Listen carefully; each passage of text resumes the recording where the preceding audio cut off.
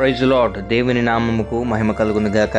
ప్రియ దేవుని బిడ్డలారా, మీరందరూ కూడా సురక్షితముగాను ఆరోగ్యముగాను ఉన్నారని నేను నమ్ముచున్నాను. ఈ దినాన దేవుడు మిమ్మల్ని ఆశీర్వదించి దీవించాలని నేను ప్రార్థన చేయబోతున్నాను. ఏదో యాక్సిడెంటల్గా మీరు ఈ షార్ట్ని చూస్తూ ఉండొచ్చు, కానీ దేవుడు మీతో మాట్లాడడానికి ఇష్టపడుతున్నాడు.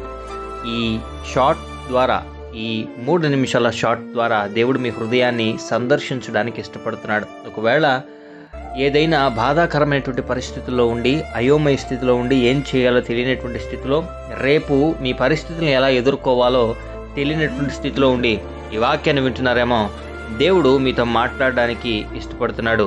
దేవుడు మీ హృదయాన్ని సందర్శించడానికి ఇష్టపడుతున్నాడు. అదేంటి అనంటే, దావీదు రాసిన కీర్తనలలో 40వ కీర్తన మొదటి చరణం ఇలాగ లిఖింపబడి ఉన్నది. యెహోవా కొరకు నేను సహనముతో కనిపెట్టుకొంటిని, ఆయన నాకు చెవియొగ్గి నా మొరను ఆలకించెను. నాశనకరమైన గుంటలో నుండి, జిగటగల దొంగ ఊబిలో నుండి ఆయన నన్ను పైకెత్తును.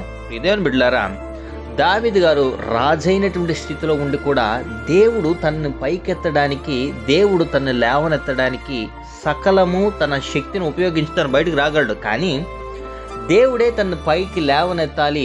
తన స్థితిలో నుండి తనని లేవనెత్తడానికి మనుషులు సహాయం పనికిరాదు, స్నేహితుల సహాయం పనికిరాదు, రథాలు లేదా గుర్రాలు, తనకున్నటువంటి యుద్ధ మార్బలము సహాయము పనికిరాదు. కానీ తనంటూ ఉనికిలోకి తీసుకొచ్చిన దేవుడే తనని పైకి లేవనెత్తాలన్నటువంటి విషయాన్ని గమనించాడు.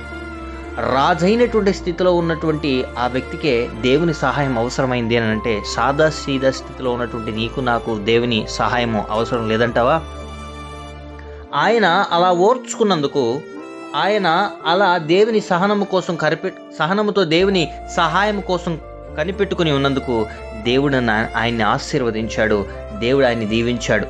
ఈ దినాన ఈ వాక్యాన్ని వింటున్న ప్రియ సహోదరి సహోదరుడా, నీ జీవితంలో కూడా సహనము కోల్పోయి, మనుషులు సహాయం చేస్తారని నమ్మి విసిగిపోయావేమో, స్నేహితులు సహాయం చేస్తారేమని నమ్మి విసిగిపోయావేమో, బంధువులు సహాయం చేస్తారేమని చెప్పి విసిగిపోయావేమో, దేవుడు నీతో మాట్లాడుతున్నాడు సూటిగా. దేవుడు నిన్ను పైకి లేవనెత్తబోతున్నాడు. నీకున్న స్థితిలో ఉండి దేవుడు నిన్ను పైకి లేవనెత్తి ఉన్నత స్థితిలో నిలిపి నడిపించి భద్రపరిచి కాపాడునుగాక. ఆమెన్. ప్రార్థన.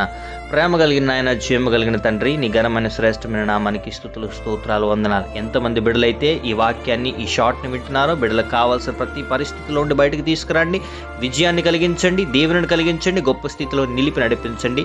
కుటుంబానికి కావాల్సిన క్షేమాన్ని అనుగ్రహించి, విజయాన్ని కలిగించి, ప్రతి అయోమయ పరిస్థితి నుంచి తప్పించమని యేసయ్య అతి పరిశుద్ధమైన నామమున ఈ ప్రార్థన విన్నపములు అడిగి పొందుకుని ఉన్నాం మా ప్రియ పరలోకపు తండ్రి. Amen, amen, amen. Praise the Lord. May God bless you.